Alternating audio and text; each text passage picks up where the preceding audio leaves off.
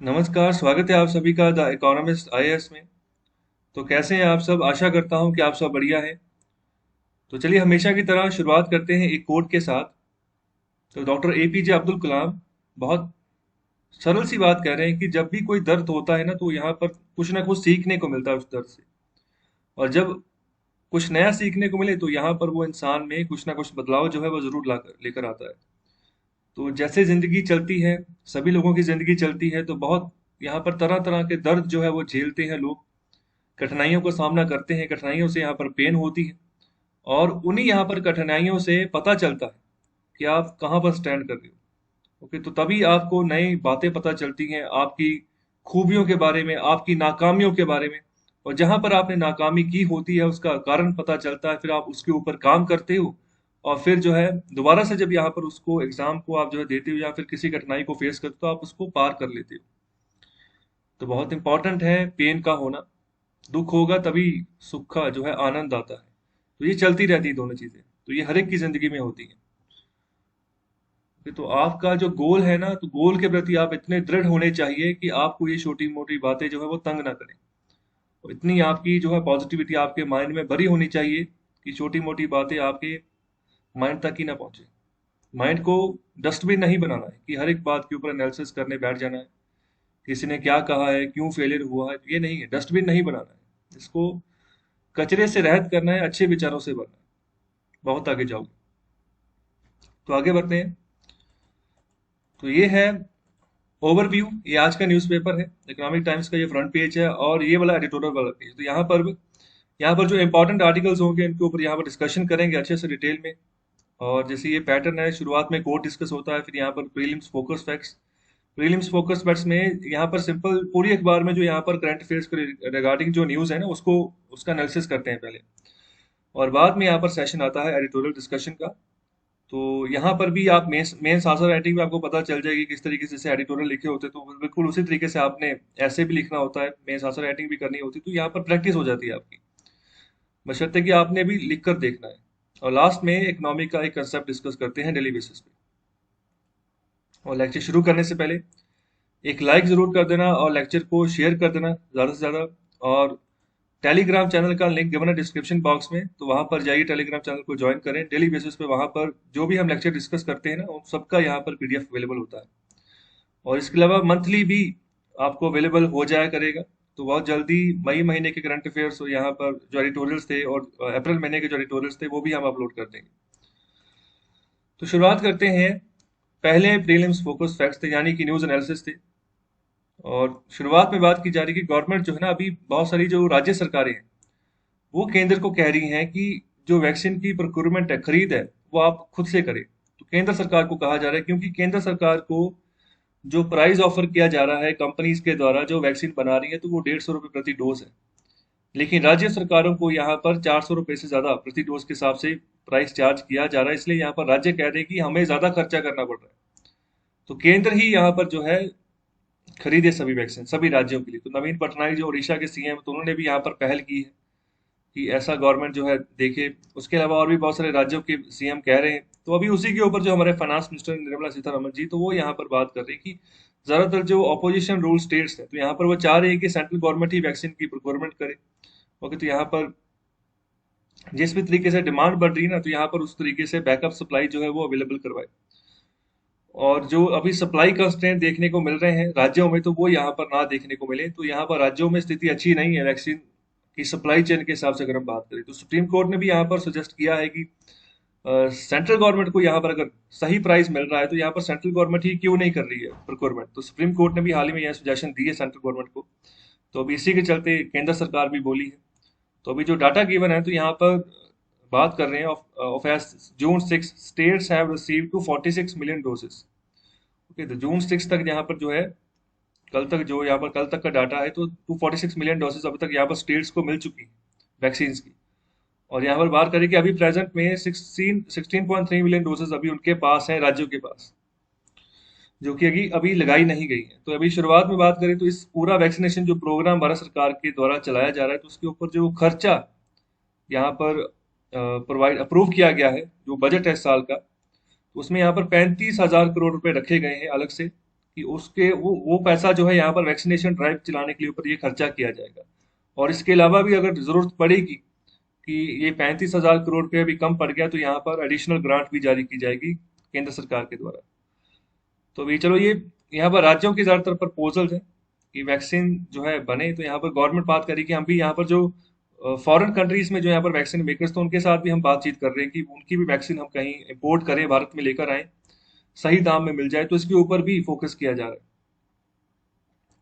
और कोई यहाँ जो बाकी के वैक्सीन मेकर्स भारत में है तो वो भी यहाँ पर डील कर रहे हैं सेंटर के साथ भी। ओके। लेकिन यहाँ पर बात करें कि राज्यों के साथ इतनी अच्छी डील नहीं हो पा रही है। बेशक यहाँ पर प्राइस थोड़ा ज्यादा दे रहे हैं, फिर भी अच्छी डील यहाँ पर नहीं मिल रही। तो कारण यहाँ पर वही है कि वैक्सीन की शॉर्टेज है, सप्लाई चेन का इतना कैपेसिटी अभी नहीं बढ़ पाई है, इतनी प्रोडक्शन की कैपेसिटी नहीं बढ़ पाई है। और तीसरा यहाँ पर जो है वैक्सीन का जो वेस्टेज इशू है ना, ये भी काफी बढ़ चढ़ कर सामने आ रहा है। तो काफी राज्यों में वैक्सीन वेस्ट भी हुई। तो वेस्ट होने का कारण यही है कि इनको कोल्ड चेन का थोड़ा सा स्टोरेज की कैपेबिलिटी चाहिए, कि मतलब जहां पर ठंड हो, ओके, जैसे रेफ्रिजरेटर वगैरह होता है, तो ऐसे बड़े भंडार चाहिए जहां पर को जो है स्टोर करके रखें। तो अगर नहीं रखे जाते तो ये खराब हो जाती है। तो ये इस दिक्कत से मतलब ये जूझ रही है वैक्सीन, तो इसलिए यहाँ पर ये वेस्ट हो जा रही है ज्यादातर। और आगे बात कर रहे हैं लक्षद्वीप की। तो लक्षद्वीप में यहाँ पर अभी कुछ रिफॉर्म्स लेकर आए थे। तो ये नए एडमिनिस्ट्रेटर अपॉइंट किए गए हैं लक्षद्वीप के। ओके। तो इनका नाम है प्रफुल्ल के पटेल। ओके। तो ये नए एडमिनिस्ट्रेटर हैं। तो जब ये नए एडमिनिस्ट्रेटर अपॉइंट किए गए लक्षद्वीप के, लक्षद्वीप हमारी यूनियन टेरिटरी है, तो सबसे कम आबादी है इसकी अगर यूटी के हिसाब से हम बात करें। तो जब से इनको कमान मिली है तो इन्होंने यहाँ पर काफी चेंजेस लेकर आए हैं। तो पहले ये गुजरात के होम मिनिस्टर रहे हैं, गुजरात स्टेट के। और उसके अलावा जो दमन एंड दीव की जो यूटी है, तो वहां पर भी एडमिनिस्ट्रेटर के तौर पर इन्होंने सेवा निभाई है। ओके। तो अभी इनको अपॉइंट किया गया लक्षद्वीप में, उसका एडमिनिस्ट्रेटर तो आते ही जब चार्ज संभाला तो काफी कुछ चेंजेस इन्होंने यहाँ पर की। तो उसी के चलते जो भारत सरकार है, मिनिस्ट्री ऑफ होम अफेयर्स जो है, वो अभी यहाँ पर अ, जानना चाह रही है कि ऐसा क्यों किया जा रहा है। जो ये यहाँ पर जो एडमिनिस्ट्रेटर लगाए, इन्होंने यहाँ पर नए रिफॉर्म लेकर आए, तो किसके लिए लेकर आए। तो क्योंकि अभी कंट्रोवर्सी हुई, ऑपोजिशन पार्टीज ने ब्लेम किया है कि गलत बातें यहाँ पर की जा रही है, यहाँ पर जो नए एडमिनिस्ट्रेटर हैं इनके द्वारा। उसी के बारे में अभी होम मिनिस्ट्री ने एक्सप्लेनेशन मांगी है इनके रिगार्डिंग। तो यहाँ पर जो लैंड एक्विजिशन एक्ट यहाँ पर जो लेकर आए हैं ना, तो यहाँ पर इसके रिगार्डिंग एक्सप्लेनेशन मांगी। तो उन्होंने यहाँ पर कहा है कि ये जो लैंड एक्विजिशन एक्ट ये लेकर आए, तो ये पब्लिक पर्पस के लिए ही लेकर आए। तो इसका मतलब ये है कि जो कोस्टल एरिया के आसपास की जो जमीन होगी, जो यहाँ पर बीचेस वगैरह होंगे, तो यहाँ पर कंस्ट्रक्शन एक्टिविटीज करनी है। तो कहने का मतलब ये, जैसे हमारा लक्षद्वीप का पड़ोसी एक यहाँ पर देश है मालदीव्स करके, तो वो भी एक टापू देश है। और वहां पर भी टूरिज्म काफी बड़ा जो है बढ़ चढ़कर बड़ा हुआ है, तो अच्छी खासी टूरिज्म की मार्केट वहां पर है। तो लक्षद्वीप के नए एडमिनिस्ट्रेटर चाह रहे हैं कि लक्षद्वीप को भी एज ए टूरिज्म हब के तौर पर विकसित किया जाए, जैसे केरला है, गोवा है। तो बिल्कुल वैसे ही लक्षद्वीप को भी इसी तरीके से डेवलप किया जाए। तो इसलिए यहाँ पर लैंड एक्विजिशन एक्ट जो है, इसमें ये एक्ट में रिफॉर्म लेकर आए। तो 2021 का ये एक्ट लेकर आए अभी। तो इसके चलते परमिशन दे रहे हैं ये कि जो मतलब एक्टिविटीज हैं, कंस्ट्रक्शन एक्टिविटीज, ये कर सकते हैं। ओके। तो एक टूरिज्म हब के तौर पर जो है डेवलप किया जा सकता है लक्षद्वीप को। ओके। तो ये कुल मिलाकर 4 एक्ट हैं जो रिफॉर्म के तौर पर लाए गए हैं नए एडमिनिस्ट्रेटर के द्वारा। तो सबसे पहले है लक्षद्वीप एनिमल प्रिजर्वेशन रेगुलेशन 2021। तो इसमें जैसे उत्तर प्रदेश में लॉ लेकर आए गए थे कि कॉ स्लॉटर होता था, मतलब जैसे गौ हत्या होती थी, उसके लिए यहाँ पर रिकॉग्नाइज्ड यहाँ पर 40 सेंटर्स थे उत्तर प्रदेश में, जिनको की सरकारी लाइसेंस मिला हुआ था कि आपको ही परमिशन है कि अगर मरी हुई गाय आपके पास आती है तो आप उसको जो है उसको काट कर उसका मांस जो है, चमड़ा जो है निकाल कर आप बेच सकते हो, अगर मरी हुई गाय आती है। लेकिन उत्तर प्रदेश में ऐसे चल रहा था, जब समाजवादी पार्टी की सरकार थी, उस समय की बात कर रहा हूँ, अखिलेश यादव की सरकार थी, तो उस समय बहुत ज्यादा मतलब कि जिनको लाइसेंस भी नहीं मिला हुआ था, तो वो भी यहाँ पर इस तरीके से स्लॉटर हाउस खोलकर बैठे हुए थे। तो जिंदा गांव को यहाँ पर जो है मारकर जो है फेंका जा रहा था, यहाँ पर ट्रेड के पर्पज से। तो यहाँ पर इसी की यहाँ पर उसी सोच के चलते यहाँ पर जो है ना, ये जो नए एडमिनिस्ट्रेटर लाए गए हैं लक्षद्वीप में, तो वो भी इन्होंने भी यहाँ पर ये लॉ इसीलिए लाया है यहाँ पर लक्षद्वीप एनिमल प्रिजर्वेशन रेगुलेशन की। यहाँ पर गौ हत्या जैसे आप जो काम करते आ रहे हो, तो यहाँ पर आप नहीं कर सकते। तो एक क्वेश्चन का आंसर दें, जो ये लक्षद्वीप जो ये आइलैंड है, तो कुल आबादी कितनी है और यहाँ पर कौन से जो कास्ट के, जो ट्राइबल के लोग जो है ज्यादा ज्यादा पाए जाते हैं, तो क्या नाम है उस ट्राइबल कम्युनिटी का, या कौन से रिलीजन के लोग यहाँ पर पाए जाते हैं, डेमोग्राफिक सिचुएशन क्या है, उसका भी आंसर करें कमेंट बॉक्स में, तो आपको सिचुएशन और क्लियर हो जाएगी।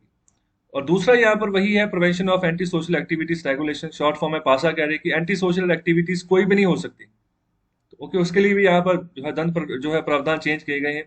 तीसरा जो लॉ लेकर आए तो वही मैं अभी बात कर रहा हूँ, लक्षद्वीप पंचायत रेगुलेशन के बारे में।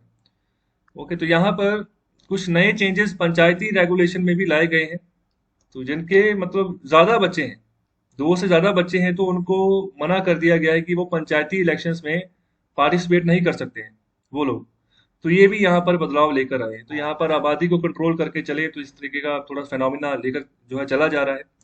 और लास्ट में यहाँ पर Lakshadweep development authority regulation act है। तो यहाँ पर 4 एक्ट ये हैं, तो यहाँ पर पांचवा जो अभी हमने डिस्कस किया, तो 5 एक्ट कुल मिलाकर यहाँ पर होंगे जो ये लेकर आए कि डेवलपमेंट यहाँ पर लेकर आनी, तो अलग अलग से डेवलपमेंट अथॉरिटी बनाई जाएगी।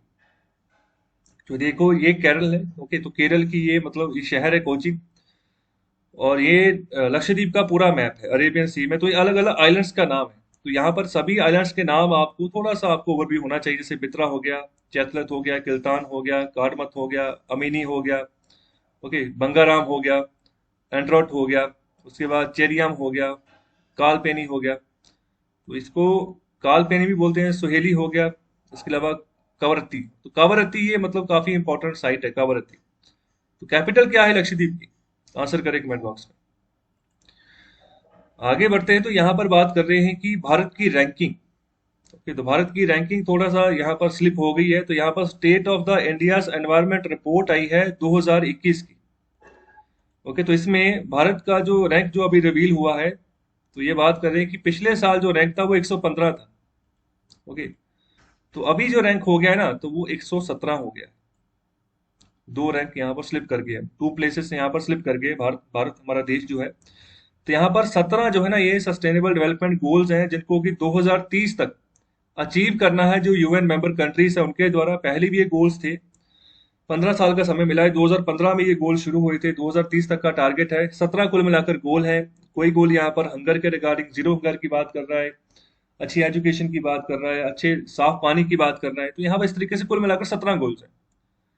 बहुत बार पढ़ा चुका हूँ। तो यहाँ पर 2030 तक अचीव करने हैं। तो 193 जो यहाँ पर यूएन मेंबर स्टेट्स हैं, तो यहाँ पर उनको यहाँ पर उनके ऊपर ये गोल्स लागू होते हैं। तो हर साल यहाँ पर आता है डाटा आता है कि इंडिया का रैंक क्या क्या है और मतलब अभी क्या प्रोग्रेस की है। तो 193 कुल यहाँ पर मेंबर्स हैं, उसमें से अभी 170वां हमारा जो है वो रैंक है।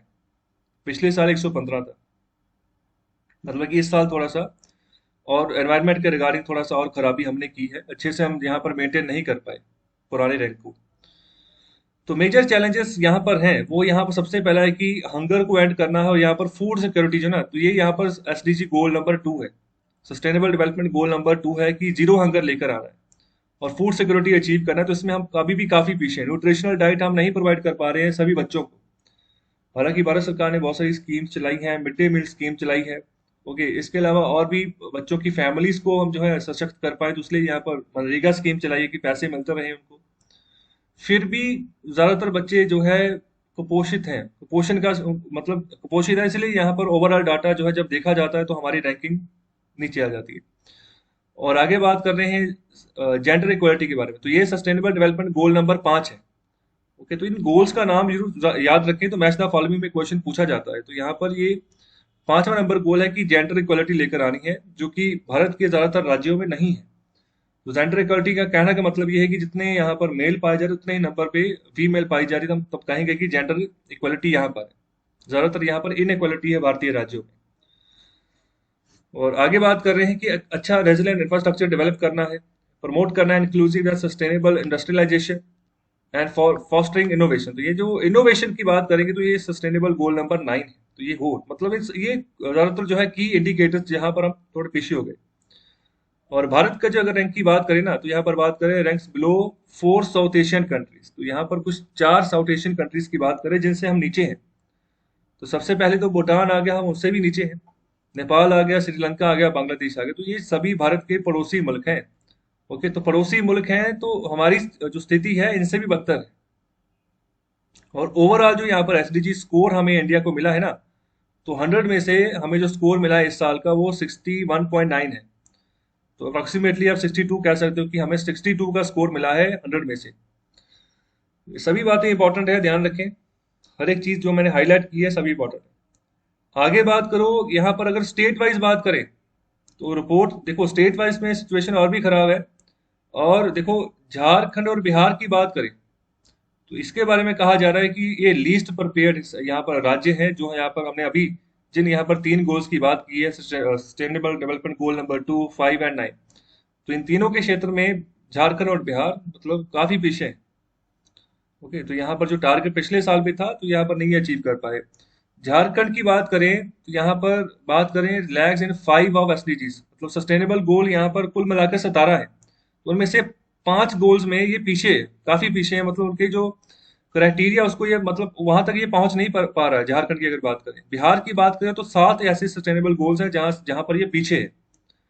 और आगे बात करें स्टेट्स की यूटीज की, with the best overall score which are on the path to achieving SDG, तो यहाँ पर बेस्ट नंबर, जो सबसे बेस्ट राज्य है भारत का, वो केरला ही है, जो कि तकरीबन सभी सस्टेनेबल डेवलपमेंट गोल्स के मामले में अच्छा परफॉर्म कर रहा है। और दूसरा हिमाचल है, और तीसरा जो हमारा राज्य है वो चंडीगढ़, तो आप इसको यूटी भी कह सकते हो, केंद्र के कंट्रोल के अंतर्गत है ये। पहले नंबर पर केरला, फिर हिमाचल, और फिर यहाँ पर चंडीगढ़। ओके, तो देखो, केरला की ना, केरला मॉडल की तो अभी भी एग्जांपल्स दी जा रही हैं कि जिस तरीके से कोविड का सेकेंड वेव आया, उससे उसके साथ जो मुकाबला किया गया केरला के द्वारा, तो वो भी काफी इंपॉर्टेंट है।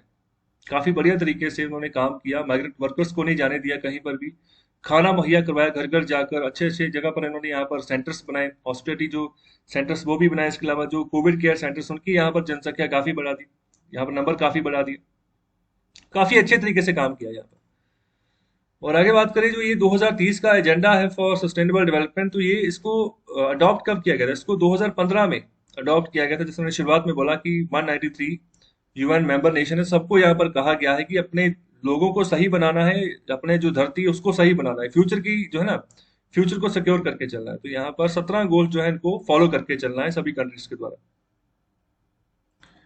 तो इसका थोड़ा सा ओवरव्यू देख लेना, ये सस्टेनेबल डेवलपमेंट गोल्स है जो कि 2030 तक अचीव करने। जैसे मैंने अभी एसडीजी 2 की बात करी, जीरो हंगर, 5 की बात करी, जेंडर इक्वलिटी, 9 की बात करी, इंडस्ट्रियल इनोवेशन, और यहाँ पर इंफ्रास्ट्रक्चर जो है अच्छे से डेवलप करना है। तो इसी तरीके से ये यहाँ पर 17 गोल्स हैं, इनको थोड़ा सा ओवरव्यू वीडियो को पॉज करके जरूर देखें। इनके बारे में ना आपको पता होना चाहिए कौन सा गोल नंबर किस चीज की बात कर रहा है, तो ये इंपॉर्टेंट है। आगे बढ़ते हैं। आगे बात कर रहे हैं यहाँ पर कि अभी यूरोपियन यूनियन का जो वैक्सीन प्रपोजल आ रहा है वर्ल्ड ट्रेड ऑर्गेनाइजेशन में, तो उसको भारत जो है अपोज करेगा, उसका विरोध करेगा। तो यहाँ पर ब्लॉक जो चाह रहा है ना, तो वो चाह रहा है कि makers to ink deals with producers in developing countries. तो ब्लॉक मतलब कौन से ब्लॉक की बात करें? जो ये जो यूरोपियन यूनियन जो है, तो ये एक ब्लॉक ही है जहाँ पर 27 मेंबर का मतलब ग्रुप है, तो एक ब्लॉक बना हुआ है। तो इसी की बात करें, वो चाह रहे हैं कि जो वैक्सीन मेकर्स हैं वो सीधे सीधे यहाँ पर डील करें, जो यहाँ पर और जो बाकी प्रोड्यूसर्स हैं अलग अलग डेवलपिंग कंट्रीज में, उनके साथ, और यहाँ पर उसके हिसाब से वैक्सीन जो है ना आगे प्रोवाइड करें। लेकिन भारत क्या चाह रहा है, भारत और साउथ अफ्रीका क्या चाह रहा है? ये चाह रहे हैं कि डब्ल्यूटीओ में एक प्रपोजल हम यहाँ पर अभी दिया हुआ है, फ्रेश प्रपोजल अभी हाल ही में कुछ दिन पहले हमने दोबारा दिया है, कि जो पेटेंट राइट्स, जो यहाँ पर इंटेलेक्चुअल प्रॉपर्टी राइट्स होते हैं ना, जो जिसने यहाँ पर वैक्सीन बनाई है, सपोज करो अपनी रिसर्च है उसकी, तो उसका अपना पेटेंट है, उसको कोई कॉपी नहीं कर सकता।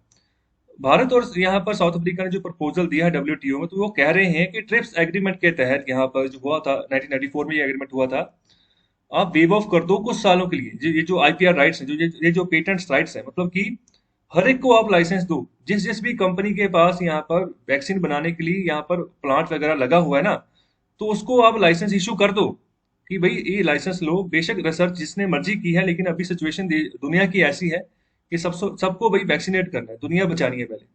लेकिन यूरोपियन यूनियन इससे उलट चल रही है, ये कह रहे हैं कि नहीं, जो वैक्सीन मेकर्स है ना, उनको नुकसान पे नहीं हम लेकर जा सकते, कि उनकी अपनी रिसर्च है और उसी का फॉर्मूला किसी और को दे दिया जाए आईपीआर राइट्स वेव ऑफ करके, तो वो सही नहीं है। ओके, तो सिर्फ ऐसा कर सकते हैं कि जो वैक्सीन मेकर्स हैं किसी और देश के साथ जो है, जहां पर वैक्सीन फैसिलिटी है, जहां पर कैपेसिटी है, उसके साथ डील कर लें कि भाई इतने में हम यहाँ पर वैक्सीन आपको निर्माण करके देंगे, तो ये इतने चार्जेस होंगे। तो वेव ऑफ यहाँ पर कुछ नहीं करना। तो वही बात कर रहे हैं कि भारत जो है अपोज करेगा ये जो प्रपोजल दिया गया है यूरोपियन यूनियन के द्वारा। ओके, डब्ल्यूटीओ में ये जो बात अभी प्रपोजल अपना दे रहे हैं, तो उसको अपोज करेगा। हालांकि जो भारत का और साउथ अफ्रीका का प्रपोजल था, इसको अमेरिका ने भी बाद में सपोर्ट किया, लेकिन यूरोपियन यूनियन में जो यहाँ पर सबसे जो अहम कंट्री जो टांग अड़ा रही है वो है जर्मनी। ओके, जर्मनी के जो चांसलर है एंजेला merkel, इसके अलावा स्पेन जो था वो भी भारत के साथ ही था, भारत के प्रपोजल के कि यहाँ पर आईपीआर राइट्स वेव ऑफ होने चाहिए। तो पहले तो ये भी न्यूज चल रही थी कि यहाँ पर यूरोपियन यूनियन में भी आपस से जो है आपस में बात नहीं बन रही है, स्पेन किसी और डायरेक्शन में चल रहा है और यहाँ पर जर्मनी किसी और डायरेक्शन में चल रहा है। तो अभी कुल मिलाकर यहाँ पर जो प्रपोजल पास किया गया वो यही है कि यहाँ पर ये भी डब्ल्यूटीओ में जाएंगे। और आगे यहाँ पर देखो ट्रिप्स एग्रीमेंट, इसके बारे में आपको पता होना चाहिए, trade related aspects of intellectual property rights. ये एग्रीमेंट 1994 में हुआ था। इसमें यही यहाँ पर हुआ था कि एक दूसरे के जो आईपीआर राइट्स हैं उनको प्रोटेक्ट करके चला। जैसे भारत में सपोज करो भारत ने कोई नई मशीन बना ली, भारत की अपनी रिसर्च है, तो यहाँ पर उस मशीन को जब एक्सपोर्ट किया जाएगा किसी और देश में, ओके, तो यहाँ पर ऐसा नहीं हो सकता कि जिस देश में वो मशीन जाए तो वहां पर उसको उसका आइडिया चोरी करके खुद से मशीनें बनानी शुरू कर दें। तो इसी की यहाँ पर बात कर रहे हैं कि आईपीआर राइट्स को यहाँ पर प्रोटेक्ट करके चलता है ये एग्रीमेंट, जो भी यहाँ पर इसके साथ मेंबर कंट्रीज हैं डब्ल्यूटीओ के। तो वर्ल्ड ट्रेड ऑर्गेनाइजेशन का हेडक्वार्टर कहाँ पर है, कुल कितनी मेंबर कंट्रीज हैं, आंसर करें कमेंट बॉक्स में। तो ये सारी बातें मैंने आपके सामने रख दी हैं। प्रपोजल यहाँ पर बनाया गया। अभी बात करेंगे डब्ल्यूटीओ ऑन जून 8-9, तो यहाँ पर जून 8-9 को मीटिंग होगी वर्ल्ड ट्रेड ऑर्गेनाइजेशन, तो वहां पर ये प्रपोजल अपना देंगे यूरोपियन यूनियन वाले। तो ये जो यूरोपियन यूनियन का जो प्लान है ये एक्सक्लूड कर रहा है trade secrets and copyrights. Okay, तो यहाँ पर कोई भी कॉपीराइट जो है वो नहीं ट्रांसफर किया जाएगा किसी दूसरी कंपनी को, यहाँ पर कोई भी ट्रेड सीक्रेट नहीं दिया जाएगा, तो इसके यहाँ पर खिलाफ है यूरोपियन यूनियन। भारत चाह रहा है कि ये ट्रेड सीक्रेट्स जो है कॉपीराइट जो है दे दो दूसरे को, जिसके पास पर्याप्त जो है कैपेसिटी है वो बना पाए वैक्सीन। तो यहाँ पर ये टसल हो गया अभी। और आगे बात करें जो यूरोपियन यूनियन का प्लान है limited to vaccine, India South Africa waiver plan covers health products technology. तो यहाँ पर जो यूरोपियन यूनियन जो प्लान लेकर है तो ये सिर्फ वैक्सीन की बात कर रहा है, लेकिन यहाँ पर जो इंडिया और साउथ अफ्रीका ने जो यहाँ पर प्रपोजल दिया था वहां पर वो हेल्थ प्रोडक्ट्स की भी बात कर रहे थे, और भी जो हेल्थ के रिलेटेड जो टेक्नोलॉजी ना उसके ऊपर भी आईपीआर राइट्स को वीव करने की ये बात कर रहे थे। ओके, तो ये मतलब पूरा मुद्दा अभी जो है चलता जा रहा है। आगे बढ़ते हैं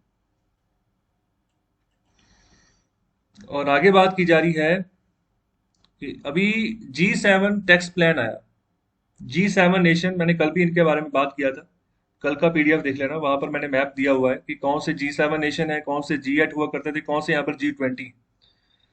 और ये G7 नेशन की अभी मीटिंग हुई है, कल भी मैंने अच्छे से डिस्कस किया था। तो उस समय उन्होंने यहाँ पर ना एक ग्लोबल मिनिमम टैक्स यहाँ पर डिसाइड किया है कि जो लगाया जाएगा जो बड़ी बड़ी टेक्निकल ज्ञात कंपनी है, तो यहाँ पर ये जो ग्लोबल मिनिमम टैक्स होगा ये 15% का होगा। ओके, तो ये अभी लगाया जाएगा जो बड़ी बड़ी कंपनी जो कि ज्यादातर हर एक मुल्क में काम कर रही है, जैसे गूगल की बात कर लो, फेसबुक की बात कर लो, अमेजोन की बात कर लो, एप्पल की बात कर लो, ठीक है, इसके अलावा और भी बहुत सारी यहाँ पर एमएनसीज हैं उनकी कंपनीज। तो यहाँ पर ये ग्लोबल मिनिमम टैक्स क्यों डिसाइड किया गया G7 कंट्रीज के द्वारा। इसमें यूएस भी है, इसमें कनाडा भी है, जीएस अगर मैं G7 ग्रुप की बात करूँ तो इसका मतलब ये है कि ज्यादातर देखो कंपनीज ये क्या कर रही है, जैसे भारत में अच्छा खासा इनका नेटवर्क है, भारत में बहुत ज्यादा कस्टमर्स हैं इनके, क्योंकि आबादी काफी ज्यादा है भारत की, तो फेसबुक के यूजर्स भी आपको ज्यादा मिलेंगे। तो एक बंदे ने भी 4-4 आईडीज बनाई होती तो इस हिसाब से भी इनके जो है नंबर ऑफ आईडीज यहाँ पर निकल कर आती हैं। तो इसके चलते यहाँ पर सिचुएशन ये है कि ये क्या करते हैं कि जो टैक्स देना होता है भारत सरकार को, अगर गूगल की बात करूँ, फेसबुक की बात करूँ, तो ऐसे टैक्टिक्स से चलते हैं जिसके चलते अपना जो प्रॉफिट है ना इसको ये शिफ्ट कर देते हैं किसी टैक्स हेवन कंट्री में। जैसे कुछ कंट्रीज हैं, जैसे पनामा की मैं कल भी मैंने बात की थी कि मतलब जहां पर कोई भी टैक्स नहीं लगेगा, अपना सीधे प्रॉफिट शिफ्ट कर दिया कि हमने यहाँ पर प्रॉफिट जनरेट हुआ इंडिया में, लेकिन शो कर दिया कि हमने वो पनामा में किया है। ओके, तो यहाँ पर पनामा में यहाँ पर टैक्स लगेगा नहीं, तो अपना वो जो पैसा बच गया वो सीधे यहाँ पर गूगल या फेसबुक की अपनी जेब में जाएगा, और इसी चोरी को रोकना है। ओके, तो यहाँ पर जो ओईसीडी का जो यहाँ पर G20 और ओईसीडी, तो ये भी साथ में है, G20 और ओईसीडी का जो अंदाजा है ना कि कितना टैक्स चोरी इस तरीके से यहाँ पर कर लिया जाता है इन बड़ी बड़ी कंपनीज के द्वारा, तो ये कह रहे हैं कि 100 बिलियन यूएस डॉलर से लेके 400 बिलियन यूएस डॉलर तक का नुकसान यहाँ पर हर साल में होता है। ये ग्लोबल पूरे दुनिया की बात कर रहे हैं, जहां जहां पर भी ये कंपनीज ट्रेड कर रही हैं। तो इसीलिए यहाँ पर एक ग्लोबल मिनिमम टैक्स जो है 15% का लाया गया है। आई होप आपको बात अच्छे से पकड़ में आ गई है, आपको समझ आ गई है कि ये सिचुएशन क्या है। तो अभी देखो बात कर रहे हैं, तो अभी बात की जा रही है इम्प्लीमेंटेड, अगर ये ग्लोबल मिनिमम टैक्स वाला ये फंड अगर इम्प्लीमेंट कर दिया जाता है तो यहाँ पर कुछ कंट्रीज की बात की जा रही है, जैसे आयरलैंड की बात कर लें, नीदरलैंड की बात करें, लग्जमबर्ग की बात कर लें, that offer low tax rates and so called tax haven such as Bahamas और ब्रिटिश वर्जिन आइलैंड्स। तो ये आइलैंड कहाँ पर पड़ता है, कौन से यहाँ पर ओशन में पड़ता है, इसका आंसर करें कमेंट बॉक्स में। ओके, तो यहाँ पर ये जो आइलैंड्स, तो इनको तो यहाँ पर टैक्स हेवन कंट्रीज बोलते हैं, मतलब टैक्स लगता ही नहीं किसी चीज के ऊपर। लेकिन ये जो ऊपर नाम है, तो यहाँ पर बहुत कम टैक्स लगता है। तो मतलब ये भी एक तरीके से हेवन कंट्रीज ही है, मतलब स्वर्ग ही है। मतलब कि अगर नीदरलैंड की बात कर लो, लग्जमबर्ग की बात कर लो, तो यहाँ पर भी अपने प्रॉफिट को ये शिफ्ट कर लेते हैं। कहते थे कि हमारे ये प्रॉफिट जो है इन देशों से जो है निकल कर आया है। ओके, तो ये यहाँ पर सिचुएशन है। इससे निपटने के लिए नुकसान काफी होता है। तो इसको सही करने के लिए ये ग्लोबल मिनिमम टैक्स जो है लाया गया है। और आगे बात करें, जो G7 कंट्रीज है वो एग्री यहाँ पर हो चुके हैं। दो की प्रपोजल यहाँ पर लाए गए हैं। पहला है कि 15% ग्लोबल मिनिमम टैक्स होगा कंट्री बाय कंट्री बेसिस, मतलब हर एक कंट्री यहाँ पर 15% का टैक्स लगाएगी। कहने का मतलब ये है, पहले ऐसा था कि जैसे नीदरलैंड की बात, लग्जमबर्ग की बात करें, बहुत कम टैक्स लगा रहे हैं। ओके, सपोज करो ये 2% का टैक्स लगा रहे हैं। और अगर मैं बहमास की बात कर लूँ, ब्रिटिश वर्जिन आइलैंड्स की बात कर लूँ, तो ये यहाँ पर 0% टैक्स लगा रहे हैं। तो फिर यहाँ पर एक कंट्री, इंडिया की बात कर लो, वो 10% टैक्स लगा रही है। यूके की बाकी जो है, यूरोपियन यूनियन की बाकी कंट्रीज की बात कर लो, वो यहाँ पर 9% टैक्स लगा रही है। मतलब कि कहीं पर ज्यादा है, कहीं पर कम है। तो ये कंपनीज वहां पर अपना प्रॉफिट शिफ्ट करते हैं कि जहां पर उनको प्रॉफिट होगा, मतलब टैक्स का पैसा सरकार को नहीं देना पड़ेगा।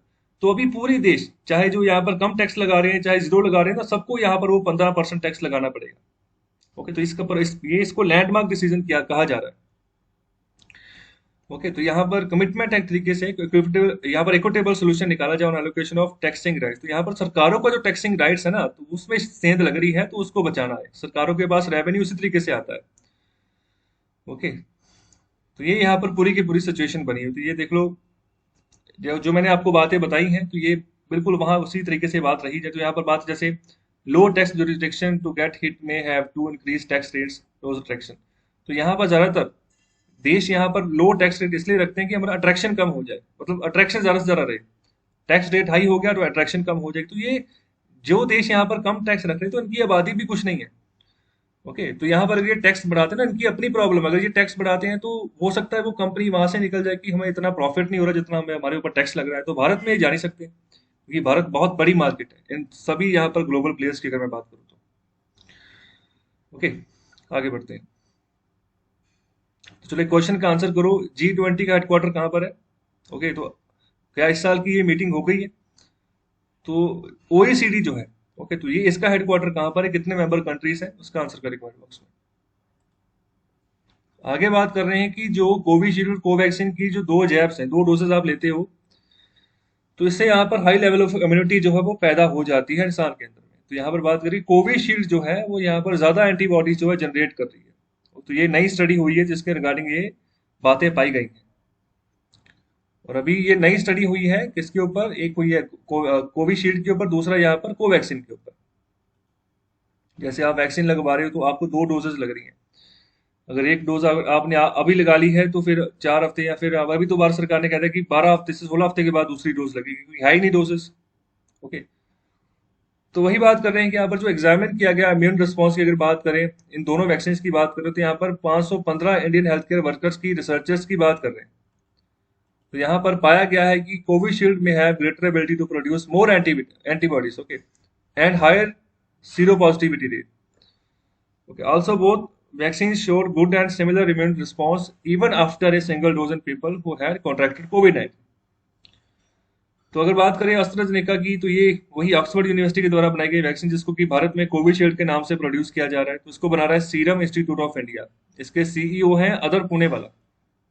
ओके, और कोवैक्सीन को भारत बायोटेक बना रहा है। तो ये भी 1996 में ये फर्म लगाई गई थी। ये इंडियन साइंटिस्ट ही थे जो कि अमेरिका से रिटर्न थे, अमेरिका से वापस आए। मेडिकल क्षेत्र में इन्होंने अच्छा काम किया, काफी पेटेंट्स इन्होंने बनाए हैं। तो इनके पास अच्छी खासी, भारत बायोटेक के वालों के पास भी अभी अच्छी खासी टीम है रिसर्चर्स की। और अभी जो भारत की जो अपनी बनाई हुई वैक्सीन है ना, तो वो कोवैक्सीन ही है, जो कि जिसको भारत बायोटेक के द्वारा बनाया गया है। ये कोविशील्ड हमारी बनाई हुई वैक्सीन नहीं है, ये यहाँ पर ऑक्सफोर्ड यूनिवर्सिटी की बनाई हुई वैक्सीन है। ओके, तो ये यहाँ पर पूरी स्टडी बताई गई है। यहाँ पर स्टडी में 515 हेल्थ केयर वर्कर शामिल किए गए। तो यहाँ पर 305 मेल्स थे, 210 यहाँ पर फीमेल्स थी। तो यहाँ पर 95% यहाँ पर जो रिजल्ट आया कि अच्छा यहाँ पर एंटीबॉडीज प्रोड्यूस हो रही है, अगर दो डोसेस यहाँ पर ली जा रही है। तो 425 यहाँ पर कोविशील्ड, यहाँ पर 90 जो है कोवैक्स यहाँ पर रिसिप्ट्स हैं, मतलब जिनको ये अलग अलग वैक्सीन दी गई है। और 98.1% यहाँ पर जो है अच्छा रेट जो देखने को मिला है मतलब रिकवरी का, वो यहाँ पर कोविशील्ड का है, और कोवैक्सीन का यहाँ पर 80% के आसपास है। तो यहाँ पर सीरो पॉजिटिविटी रेट की बात कर रहे हैं। आगे बढ़ते हैं, और अभी हम बात करेंगे एडिटोरियल्स की। पहला एडिटोरियल डिस्कस करते हैं। तो अभी वही G7 नेशन के बारे में बात चल रही है। तो G7 के बारे में बात करें कि अच्छा स्टार्ट के अभी हमने जो पढ़ा है ना, ग्लोबल मिनिमम टैक्स, उसी को डिटेल में बात कर रहे हैं। तो कह रहे हैं कि टैक्स रिफॉर्म बहुत बढ़िया लैंडमार्क डिसीजन ये लेकर आए हैं, तो must be flashed out to favour developing nation. तो यहाँ पर डेवलपिंग नेशन का भी हमें साथ लेकर चलना है, तो ये बात की जा रही है। तो अभी G7 देशों के फाइनेंस मिनिस्टर्स की अभी मीटिंग हुई, तो यहाँ पर अच्छा काम इन्होंने किया है। हिस्टोरिक डील इसको कहा जा रहा है, जहाँ पर कि ग्लोबल मिनिमम टैक्स 15% ये लगाएंगे कॉर्पोरेट इनकम्स के ऊपर। ओके, जिस भी देश में यहाँ पर ये अपना कारोबार कर रहे हैं, तो वहां पर 15% टैक्स लगेगा। अभी ऐसा नहीं होगा कि कहीं पर आपने 2% टैक्स दे दिया, कहीं पर 0%, कहीं पर 9%, कहीं पर 15, कहीं पर 20, एक ही टैक्स। चाहे ये पाकिस्तान में काम करें, चाहे इंडिया में करें, चाहे नीदरलैंड में काम करें, तो यहाँ पर 15% टैक्स लगेगा। तो इससे क्या होगा, तो कहाँ जाएंगे ये? ओके, तो मतलब फिर जहां पर काम कर रहे हैं, तो उसी की सरकार को ये टैक्स देना पड़ेगा। ये ऐसा तो कर नहीं सकते कि मतलब कि अगर टैक्स को, प्रॉफिट को बचा कर किसी और देश में शिफ्ट करे, तो वहां पर भी तो 15% ही लगेगा। ओके, तो अभी ये सिनेरियो बनेगा। और आगे बात कर रहे हैं कि and to accord every market where multinational companies undertake sales the right to tax their earnings. Okay, तो यहाँ पर हर एक मार्केट में जाएंगे जहां पर मल्टीनेशनल कंपनीज अपना सेल कर रही हैं, कारोबार कर रही हैं, और यहाँ पर जब जहां पर भी सरकार का राइट है कि वो टैक्स लगाए इन कंपनीज के ऊपर। और यहाँ पर बात कर रहे हैं जो रिफॉर्म है, ग्लोबल टैक्स सिस्टम है, तो यहाँ पर अच्छे तरीके से अगर यहाँ पर चलते हैं, आगे बढ़ते हैं, तो यहाँ पर बाइंडिंग तौर पर मतलब कि लागू होते हैं कि हर कोई यहाँ पर इनको जो है पालना करेगा। ये जो मल्टीलेटरल टैक्स पैक्ट्स हैं उनको यहाँ पर स्वीकार करेगा। तब यहाँ पर जो है ना, जो फर्क है, मतलब जो एमएनसी, जो मल्टीनेशनल कंपनीज जो अपना हथकंडा अपनाती है कि अपने टैक्सेस को अलग अलग कंट्रीज के टैक्स रूल के हिसाब से अपने प्रॉफिट को शिफ्ट कर लेती हैं टैक्स हेवन कंट्रीज में, तो यहाँ पर ये नहीं कर पाएंगी। तो इसको यहाँ पर बोलते हैं बेस एरोजन प्रॉफिट शिफ्टिंग, जो मैं भी टर्म आपको बार बार बता रहा हूँ ना, कि मतलब अपने प्रॉफिट को कहीं और शिफ्ट कर लिया, और मतलब वहां पर शिफ्ट कर लिया जहां पर टैक्स है ही नहीं, तो सारा पैसा बच गया। तो इसको बोलते हैं बेस एरोजन प्रॉफिट शिफ्टिंग। तो इससे सरकारों को मदद मिलेगी और ज्यादा से ज्यादा टैक्स वो कलेक्ट कर पाएंगे।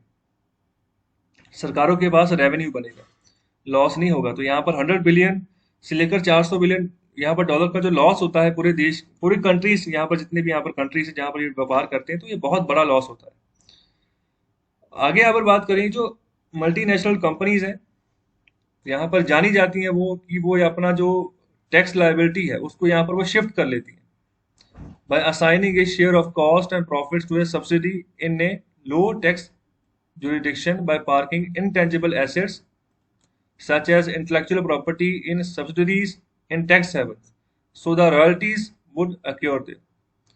ओके, तो सीधी सीधी बात, यहाँ पर जो भी इन कंपनीज की सब्सिडीज होती हैं, तो यहाँ पर अगर गूगल की बात करो, तो इसकी जो पेरेंट कंपनी वो अल्फाबेट है। अल्फाबेट इनकी पेरेंट कंपनी, तो इसके अंदर है गूगल। तो इसके अलावा भी बहुत सारी जो है इनकी सब्सिडीज हैं। अकेला ऐसा नहीं कि अकेला गूगल ही अकेला काम करता है। अगर फेसबुक की बात कर लो आप, तो अकेला कौन सा फेसबुक की अपनी कंपनी, सिर्फ इसके अलावा और भी बहुत सारी फेसबुक के अंदर यहाँ पर कंपनी, जैसे आप इंस्टाग्राम की बात कर लो, व्हाट्सएप की बात कर लो, और भी बहुत सारे ऐप्स उन्होंने बनाए हुए हैं। तो इस तरीके से मतलब ये ऐसा काम करते हैं अपने जो सब्सिडीज है। तो यहाँ पर कोई भी जो इनकी इंटेलेक्चुअल प्रॉपर्टी राइट है, तो यहाँ पर उसके हिसाब से ये अपना जो प्रॉफिट होता है उसको शिफ्ट कर देते हैं, पार्क कर देते हैं किसी लो टैक्स यहाँ पर जो जुरिस्डिक्शन कंट्री है वहां पर। ओके, तो यहाँ पर इसी से यहाँ पर ये फायदा होता है। तो यहाँ पर जो ग्लोबल मिनिमम टैक्स रेट यहाँ पर बनाया जाएगा would mean that countries would loss their sovereign right to set a tax rate below the floor. तो शुरुआत में जो मैंने आपको बात बताई कि जो जो देश जिन्होंने यहाँ पर कम टैक्स रखे हुए हैं, तो वो नहीं रखेंगे। फिर एक ही टैक्स रखना पड़ेगा 15% का, तो कहाँ जाएगी कंपनी, टैक्स देना ही पड़ेगा 15% का।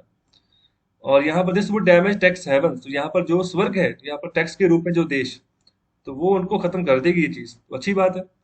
और एस्टिमेट यहाँ पर बता रहे हैं कि ड्यूरिंग 2000 टू 2018, ओके, तो यहाँ पर 2000 से लेके 2018 तक की बात करें, जो यूएस ट्रेजरी है, ये अलग से फाइनेंस डिपार्टमेंट है यूएस का, ओके, इसको यूएस ट्रेजरी करके हम जानते हैं। तो ये कह रहे हैं कि was deprived of around $100 billion in revenue annually. यहाँ पर $100 बिलियन का हर साल यहाँ पर रेवेन्यू में लॉस होता है यूएस ट्रेजरी को, यहाँ पर यूएस के खजाने को। ओके, तो यहाँ पर यूएस कंपनी जो है क्या करती हैं, book half of all foreign profits and 7 low tax reduction. तो यहाँ पर यह क्या करती है ज्यादातर जो यहाँ पर कंपनीज है यूएस की, अपना टैक्स जो है, प्रॉफिट जो है उसको किसी यहाँ पर लो टैक्स रिडक्शन कंट्री में शिफ्ट कर देती है, तो वहां पर टैक्स लगता नहीं है, तो पैसे बचा के अपनी जेब में डाल देती है। तो यहाँ पर आयरलैंड की बात की जा रही है, तो यहाँ पर बात की जा रही है कि headquarters of for many tech gears, okay, leaves tax at 12.5%. MNCs try to reduce it further by using transfer pricing. Okay, तो यहाँ पर देखो आयरलैंड की बात कर रहे हैं, ओके, मतलब जहां पर की बहुत सारी कंपनीज के, बड़ी बड़ी कंपनीज के हेडक्वार्टर्स हैं, तो यहाँ पर 12.5% का टैक्स लगाया जाता है सरकार के द्वारा। तो फिर भी यहाँ पर मल्टीनेशनल कंपनीज कोशिशें करती रहती हैं कि कैसे यहाँ पर इससे बचा जाए, ट्रांसफर प्राइसिंग करते रहें, ओके, कभी प्राइस बढ़ा दिया, कभी यहाँ पर कम कर दिया, और उसको यहाँ पर शिफ्ट करते रहे किसी और देश में, जिससे कि मतलब ये भी 12.5% का भी टैक्स ना देना पड़े। यहाँ पर बात करें जो अभी जो प्रपोजल अकॉर्ड जो साइन हुआ है GS7 का, is based on the proposal initiated by the, कल भी बात की थी मैंने, OECD, organisation for economic cooperation and development. तो इसके द्वारा ये शुरुआत की गई थी, ये जो बेस एरोजन प्रॉफिट शिफ्टिंग का जो ये फंडा लेकर आए थे, ये यहाँ पर OECD ही लेकर आया था। ओके, तो यहाँ पर इसके दो पिलर्स की बात कर रहे हैं। ओके, तो यहाँ पर बात करें जो पिलर 2 है ना, वो यहाँ पर एक तरीके से इफेक्टिव मिनिमम कॉर्पोरेट टैक्स है, यहाँ पर टैक्स रेट की यहाँ पर बात करें, that every MNC would have to पे।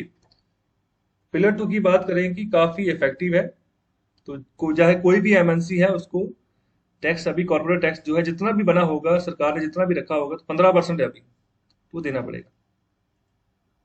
और आगे देखो, आगे बात करें कि India should be okay with A 15% minimum rate. तो इंडिया के रिगार्डिंग ऑथर बात करें कि इंडिया को राजी हो जाना चाहिए, इंडिया को काफी काफी नुकसान हो रहा है, इंडिया काफी बड़ी मार्केट है। तो पिलर 1 की अगर बात करें तो वो टारगेट करता है, तो यहाँ पर बात करें जैसे कि जो दूसरे यहाँ पर लोगों की बात करें, यहाँ पर जो डिजिटल ग्रांट्स हैं, okay, that generate revenues from a market without having a physical presence there. Okay, तो कहने का मतलब ये है फिजिकल प्रेजेंस नहीं है, लेकिन यहाँ पर रेवेन्यू जनरेट हो रहा है। ओके, तो इस तरीके से यहाँ पर जो रेवेन्यू जनरेट हो रहा है, तो यहाँ पर उन सभी डिजिटल ग्रांट्स को यहाँ पर पिलर 1 के यहाँ पर तहत टारगेट किया जा रहा है। ऐसी कंपनी जो मतलब कि फिजिकल रूप में यहाँ पर नहीं है देश में, लेकिन कारोबार चल रहा है उनका, दफ्तर वगैरह सभी जो है वो अपने फॉरेन कंट्रीज में है, अपनी होम ग्राउंड में है, लेकिन व्यापार जो है वो भारत में चल रहा है, व्यापार जो है वो पाकिस्तान में चल रहा है। ओके, तो ऐसे भी रेवेन्यूज यहाँ पर जनरेट करती हैं कंपनीज। ओके, तो यहाँ पर बात करें, it seeks to apportion global profits to countries where its users are located. Okay, तो कहने का मतलब ये है कि जो ग्लोबल प्रॉफिट है, एक सभी यहाँ पर अगर देशों की बात करें तो ग्लोबल प्रॉफिट जो है, जहां जहां जिन जिन कंट्रीज से आप बना रहे हो ग्लोबल प्रॉफिट, तो यहाँ पर वहीं से मतलब कि आपको यहाँ पर जो है ना काम करना होगा, उसी तरीके उसी यहाँ पर कंट्रीज के डेवलपमेंट के रिगार्डिंग भी आपको काम करना होगा। ओके, तो सीधी सी बात, it seeks to portion global profits to the countries where its users are located. और आगे बात करें, it is based on the principle that companies must pay tax in every market where they generate value and make profits. कहने का मतलब सिद्धांत यहाँ पर सीधा सीधा यही है कि कंपनीज यहाँ पर जिस देश में भी काम कर रही हैं, तो वहां पर टैक्स देना होगा जहां पर वो वैल्यू जनरेट कर रही है, जहां पर वो अपना प्रॉफिट जनरेट कर रही है, जहां पर यहाँ पर जो यूजर जो है ना वो लोकेटेड है, तो वहां पर वो टैक्स देना बनता है। तो ज्यादातर अभी ऐसा नहीं हो रहा है। और आगे बात करें जो एग्रीमेंट है, तो यहाँ पर होना चाहिए, यहाँ पर पिलर 1 के तहत भी और पिलर 2 के तहत भी। तो पिलर 1 में यहाँ पर वही कंपनीज आ गई जो फिजिकली प्रेजेंस नहीं है, पिलर 2 के तहत वो कंपनी जो फिजिकली प्रेजेंस है यहाँ पर, लेकिन टैक्स चोरी कर रही है, टैक्स को, प्रॉफिट को शिफ्ट कर रही है। तो लगातार इन दोनों यहाँ पर पिलर्स के ऊपर एक एग्रीमेंट होना चाहिए, ये भी अनिवार्य है। और बात की जा रही है कि that would make unilateral digital taxes such as equalization levy reductant and ease trade tensions much work lies ahead। तो कहने का मतलब अगर इस तरीके से आगे बढ़ते हैं तो अकेले तौर पर जो डिजिटल टैक्स हैं, जैसे इक्वलाइजेशन लेवी की बात करें, तो यहाँ पर इनको रोका जा सकता है, यहाँ पर जो ट्रेड टेंशन को आसान बनाया जा सकता है। ओके, तो इसी तरीके से काम को आगे बढ़ाया जा सकता है। तो इक्वलाई यहाँ पर लेवी क्या होता है, इक्वलाइजेशन लेवी, तो देखो जैसे मैं एग्जांपल देता हूँ कि इक्वलाइजेशन लेवी की अगर मैं बात करूँ, तो ये क्या होता है कि हर एक कंट्री अपने दम पर लगाती है। ओके, तो यहाँ पर इसलिए यहाँ पर बात करें कि यूनिलेटरली यहाँ पर ये डिजिटल टैक्स लगाया जाता है, जैसे भारत भी लगाता है। तो यहाँ पर भारत की एग्जांपल लूँ, तो जो आप ई कॉमर्स प्लेटफॉर्म देखते हो ना, ई कॉमर्स प्लेटफॉर्म जहाँ पर से आप सामान मंगवाते हो, जैसे अमेजन हो गया, फ्लिपकार्ट हो गया, तो वहां पर भी इक्वलाइजेशन लगाया जाता है। ओके, तो इनके ऊपर 6% का लगाया गया था। लेकिन पहले अगर मैं बात करूं, कुछ एडवर्टीजमेंट यहाँ पर ऑनलाइन एजेंसीज थी जिनके ऊपर इन्होंने शुरुआत की थी भारत में, तो वहां पर 2% लगाया गया। तो ये भी यहाँ पर एक रकम है, राशि है, 2 लाख तक रुपए की अगर यहाँ पर कोई परचेज होती है तभी यहाँ पर इक्वलाइजेशन वही लगता है। जितना अगर 2% लगा ना, 2% पैसा यहाँ पर भारत सरकार के पास चला जाएगा। तो ये किनके ऊपर लगेगा? जो यहाँ पर हमारे देश की बाहर बाहर की कंपनीज है। अगर सपोज करो फेसबुक है, ओके, फेसबुक पे मैं गया, मैंने उनको कहा कि मेरा ये बिजनेस है और ये लीजिए 2 लाख रुपए और एडवर्टीजमेंट कर दो अपने यहाँ पर प्लेटफॉर्म के ऊपर। तो फेसबुक इंडिया का नहीं है, फेसबुक बाहर का है, अमेरिका का है, तो उसके ऊपर लगेगा इक्वलाइजेशन पे। कितना लगेगा? जितना मैंने 2 लाख रुपया दिया उसका 2% जितना बना होगा। तो ये यहाँ पर अलग अलग कैटेगरीज के हिसाब से अलग अलग है। ओके, तो यहाँ पर अगर एडवर्टीजमेंट करनी है उसके लिए 2% है इक्वलाइजेशन लेवल। अगर मैं यहाँ पर ई कॉमर्स प्लेटफॉर्म पे कुछ चीज मंगाऊँ तो वहां पर 6% है। अभी इन दो चीजों के ऊपर ही फिलहाल यहाँ पर शुरुआत की गई है। तो इससे भी यहाँ पर चिढ़ती हैं बाकी कंपनी। तो ये यूनिलेटरली डिसीजन होता है, हर एक देश यहाँ पर लगा सकता है। तो ये चीजें नहीं होनी चाहिए। अगर यहाँ पर पिलर 1 और पिलर 2 को अच्छे से हम मैनेज कर लेते हैं तो ये यहाँ पर सिंपल बात कही जा रही है। और ऑर्गेनाइजेशन फॉर इकोनॉमिक कॉर्पोरेशन की बात करूँ, डेवलपमेंट की बात करूँ, तो ये यहाँ पर इंटर गवर्नमेंटल ऑर्गेनाइजेशन है। 38 मेंबर कंट्रीज है। इसको 1961 में बनाया गया था to stimulate economic progress and world trade. इसके हेडक्वार्टर जो है वो पेरिस फ्रांस में है। इसको बनाया गया 30 सितंबर 1961 को। कुल बजट इसका जो है वो 38 पॉइंट करोड़ यूरोस का है। 2019 के हिसाब से ये डाटा है। आगे बढ़ते हैं। आगे हम यहाँ पर बात कर रहे हैं one more step to a functional bond market. तो बॉन्ड मार्केट क्या होती है भाई? तो बॉन्ड मार्केट को, कैपिटल मार्केट को कौन रेगुलेट करके चलता है? हर एक मार्केट में ना भारत सरकार ने कुछ ना कुछ रेगुलेटर्स बनाए हुए हैं जो कि मैनेज करते हैं। तो हमारी करेंसी मार्केट की बात करें तो आरबीआई उसको मैनेज करता है, लिक्विडिटी को, कितना पैसा मार्केट में रखना है, कितना कम करना है। तो सारी यहाँ पर जिम्मेदारी आरबीआई की है। ओके, तो गवर्नमेंट की कंपनी है, 100% एंटाइटी है, यहाँ पर जो है शेयर है गवर्नमेंट ऑफ इंडिया के आरबीआई में। तो रेगुलेटर है आरबीआई। उसी तरीके से अगर मैं बात करूं टेलीकॉम सेक्टर की, तो वहां पर ट्राई है, telecom regulatory authority of India है। तो यहाँ पर वो टेलीकॉम अथॉरिटी को, पूरे टेलीकॉम को रेगुलेट करके चलता है। जो भी यहाँ पर कंपनी यहाँ पर अवैध गतिविधि करती पाई जाती है तो उसके ऊपर फाइन लगता है अच्छा खासा। और इसी तरीके से जो हमारा कैपिटल मार्केट, जहां पर व्यापार चलता है, जहां पर लोन उठाए जाते हैं, बड़े पैमाने पर पैसा इकट्ठा किया जाता है कंपनीज के द्वारा, इन्वेस्टर्स से, तो यहाँ पर इसको बोलते हैं कैपिटल मार्केट। तो कैपिटल मार्केट को रेगुलेट करने के लिए बनाया गया है सेबी। ओके, तो सेबी का फुल फॉर्म क्या है? सेबी का मतलब है securities and exchange board of India. Okay, तो ये कैपिटल मार्केट रेगुलेटर है। तो इन सभी रेगुलेटर्स के बारे में आपको पता होना चाहिए, ये मैनेज करके चलते हैं पूरी मार्केट को। तो शुरुआत में क्या बात कर रहे हैं कि यहाँ पर बात करिए, एक और स्टेप यहाँ पर चला गया है कि बॉन्ड मार्केट को अच्छे से फंक्शनल करे। बॉन्ड मार्केट क्या है? बॉन्ड मार्केट जैसे कॉर्पोरेट बॉन्ड्स इशू होते हैं। जैसे मैंने कोई कंपनी खोली, ठीक है, तो मैं गया स्टॉक मार्केट में, मैंने अपनी कंपनी को लिस्टेड करवाया। हालांकि इतना आसान नहीं है अपनी कंपनी को लिस्ट वहां पर करवाना। पिछले 3 सालों में आपकी कंपनी प्रॉफिट में चल रही होनी चाहिए। ओके, तो यहाँ पर कुछ लिमिट होती है, मतलब इतने आप जो है करोड़ों का कारोबार आपको हो तब जाकर जो है लिस्ट कर पाओगे अपने आप स्टॉक एक्सचेंज में आप। ओके, तो ज्यादातर मतलब कंपनीज स्टॉक मार्केट्स में से पैसा नहीं उठा पाती। लेकिन अगर मैं बात करूं, बहुत सारी कंपनीज टाटा की हैं, रिलायंस की हैं, जो स्टॉक मार्केट में रजिस्टर्ड है, तो वहां पर से वो पैसा उठाती है मार्केट से। तो वो क्या करती है? बॉन्ड इशू करती है, कॉर्पोरेट बॉन्ड्स इशू करते हैं। उसमें क्या होता है कि वो बता देते हैं कि हमने इतना पैसा उठाना है मार्केट से। ओके, 1,000 करोड़ उठाना है, 2,000 करोड़, 10,000 करोड़ उठाना है। तो यहाँ पर बता दिया जाता है कि क्या डिविडेंड मिलेगा, अगर यहाँ पर कंपनी इतने प्रॉफिट में गई तो कितना डिविडेंड बांटा जाएगा शेयर होल्डर्स में। इसके अलावा क्या इंटरेस्ट मिलेगा आपको आपकी प्रिंसिपल अमाउंट के ऊपर, जो आप जितना भी आपका शेयर है हमारी कंपनी में, और कब तक मैच्योरिटी डेट होगी, सब चीजें बता दी जाती है। तो यहाँ पर इन्वेस्टर्स यही चीज ढूंढते हैं कि हमें अच्छा मुनाफा होना चाहिए, चाहे 5 साल बाद हो, लेकिन अच्छा मुनाफा होना चाहिए, हमने वहां पर इन्वेस्ट करना है। तो ये सारी कैपिटल मार्केट, इसको हम बॉन्ड मार्केट बोलते हैं, जहां पर कॉर्पोरेट बॉन्ड्स इशू किए जाते हैं।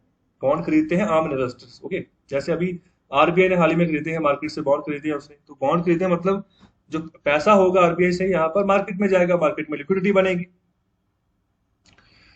तो आगे शुरुआत में यहाँ पर बात कर रहे हैं कि कैपिटल मार्केट जो रेगुलेटर है सेबी, उसने यहाँ पर एक कंसल्टेशन पेपर यहाँ पर जो है टाइमली निकाला है, जो कि यहाँ पर चाह रहा है कि rationalise the norms for issuing and listing debt securities and bringing them on a par with those for quasi debt or hybrid equity and debt instruments।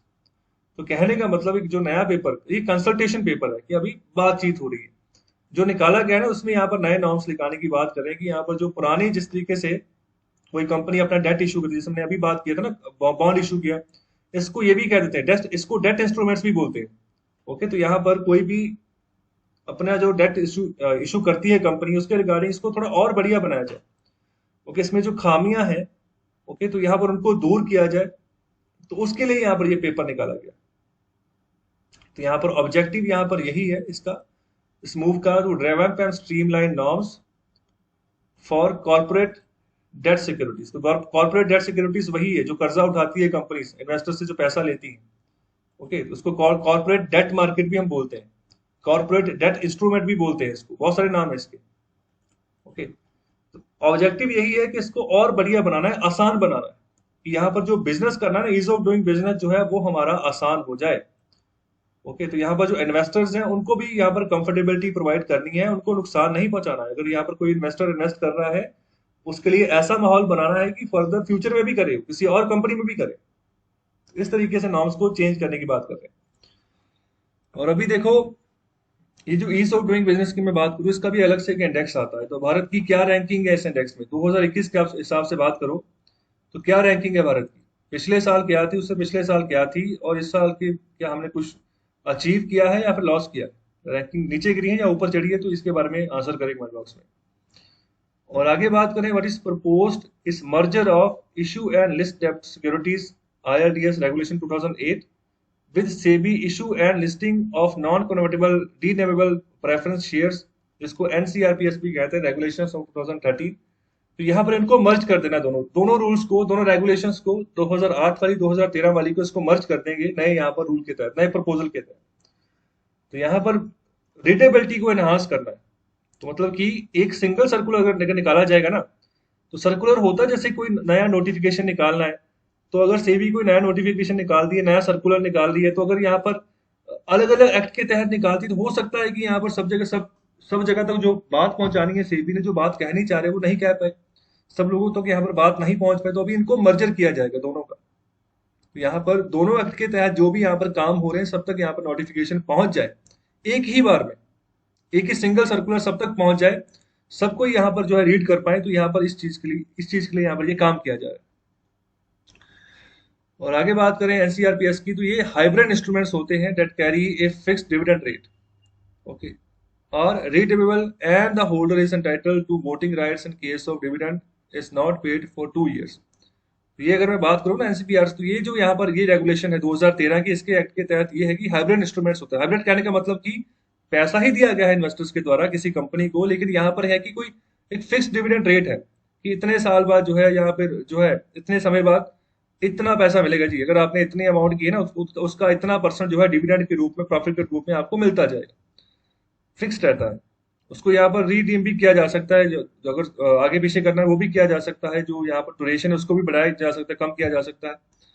तो यहाँ पर अगर 2 सालों तक यहाँ पर डिविडेंड नहीं मिला, ये फिक्स डिविडेंड नहीं मिला, तो यहाँ पर इस NCRPS रेगुलेशन के तहत यहाँ पर ये बात कही जाती कि उस यहाँ पर इन्वेस्टर्स को ना, इस इन्वेस्टर को यहाँ पर वोटिंग राइट मिल जाएगी।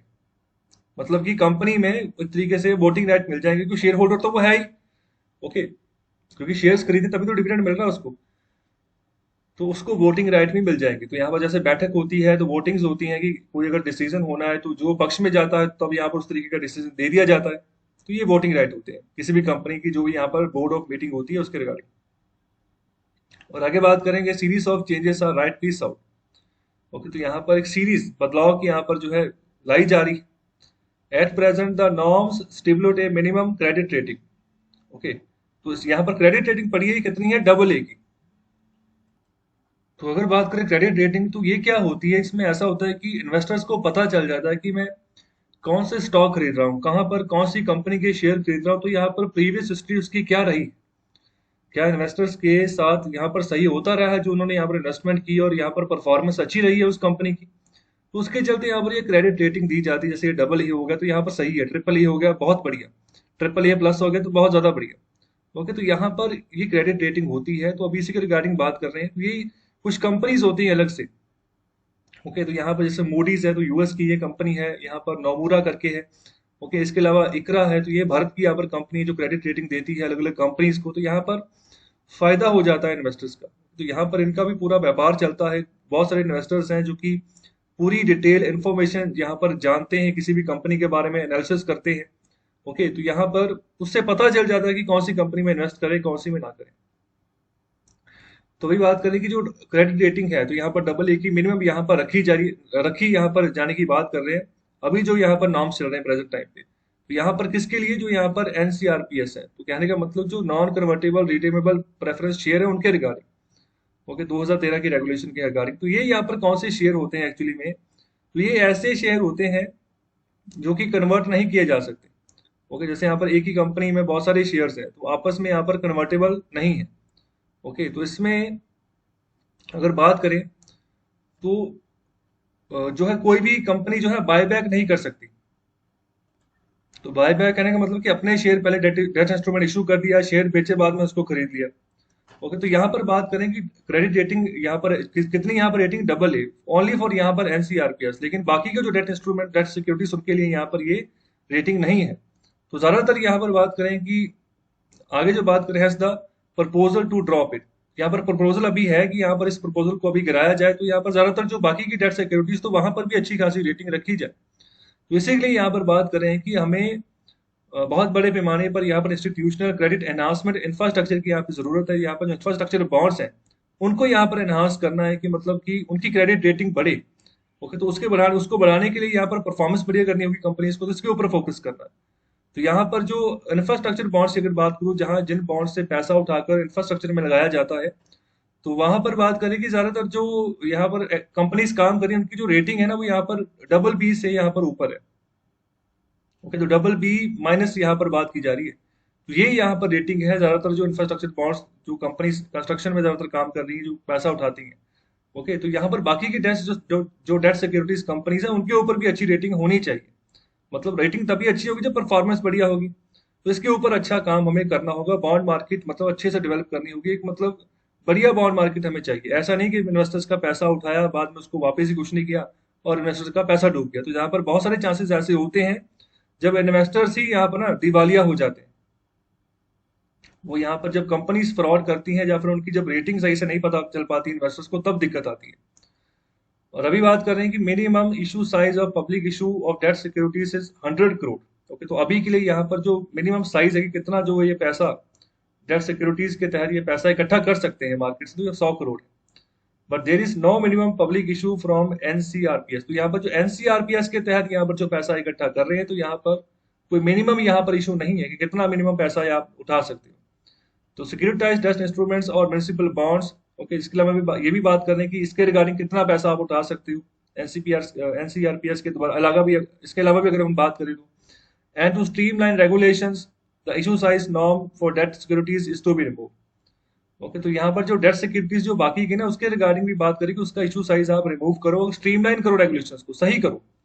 तो जो यहाँ पर एनसीआरपीएस के तहत यहाँ पर जो रूलिंग आप दे रहे हो, वो बाकी की डेट सिक्योरिटीज के तहत भी आप दो।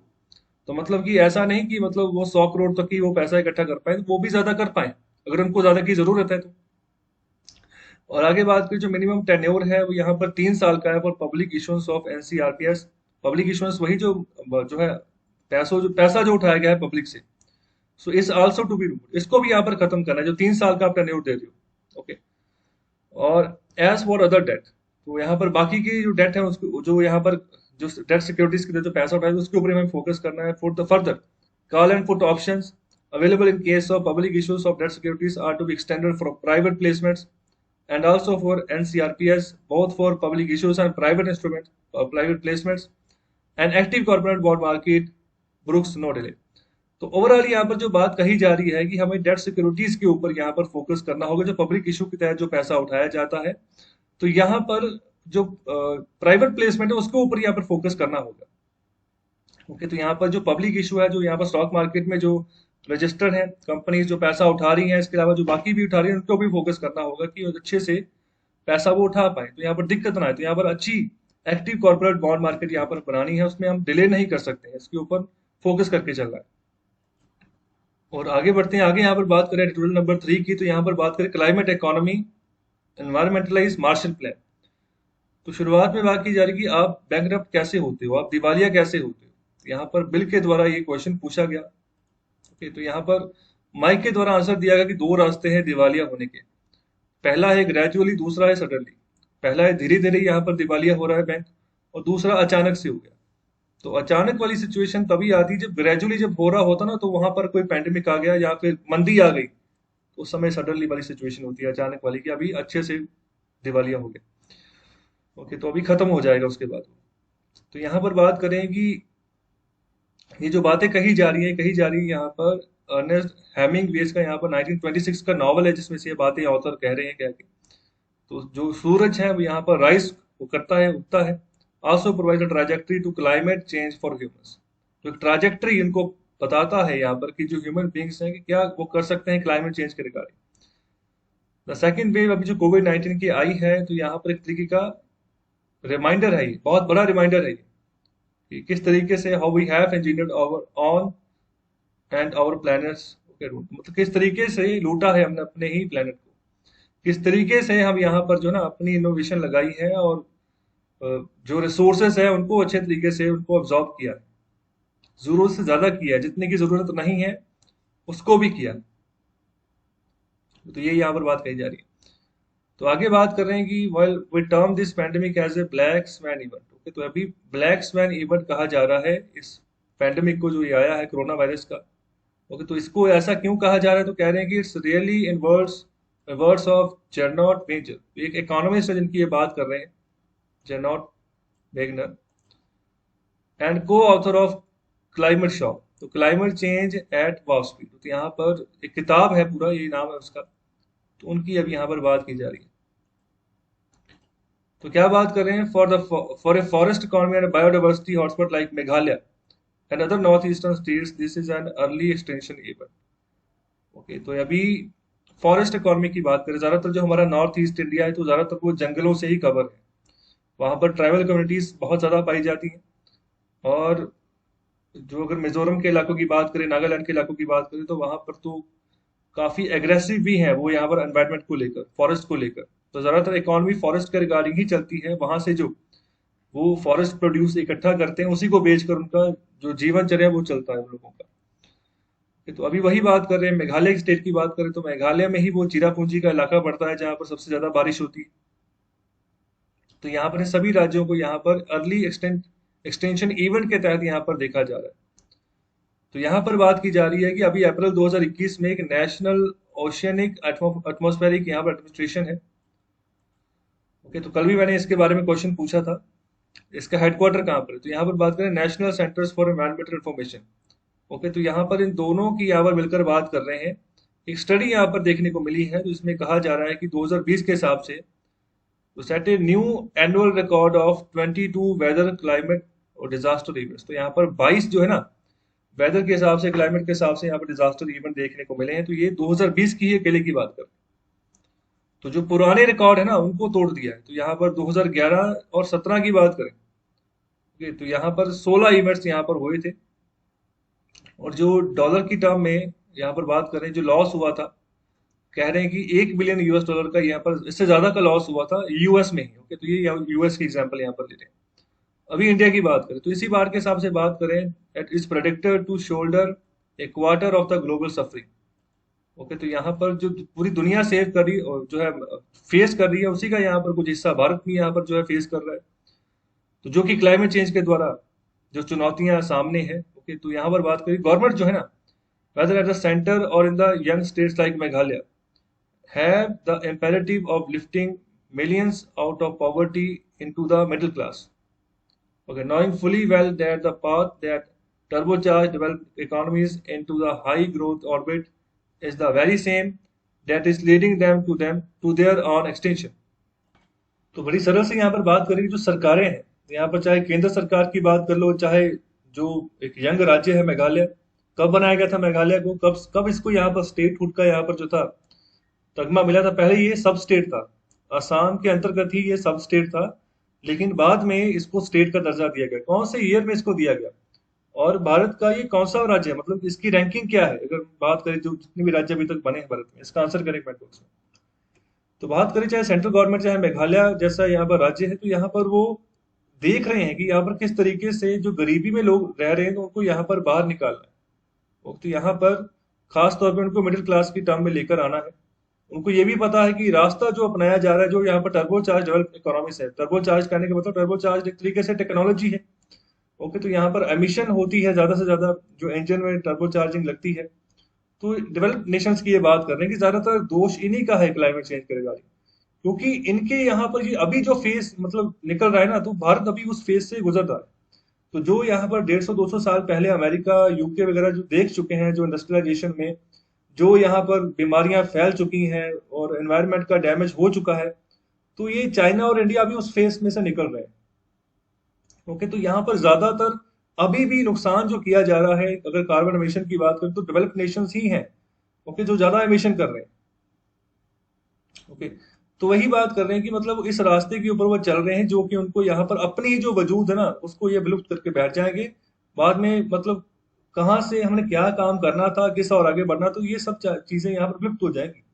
ओके, तो यहाँ पर ये बात कर रहे हैं जो डेवलप्ड नेशन है उनके मुकाबले भारतीय राज्य भी हैं जो काम कर रहे हैं क्लाइमेट चेंज के रिगार्डिंग। भारत सरकार काफी अच्छे से काम कर रही है कि क्लाइमेट चेंज के ऊपर फोकस करें, एनवायरनमेंट के ऊपर ऊपर जो हम फोकस करके चले। तो आगे बात करें what we need in an institutionalised very public and incentivised approach. Okay, तो यहाँ पर हमें चाहिए क्या?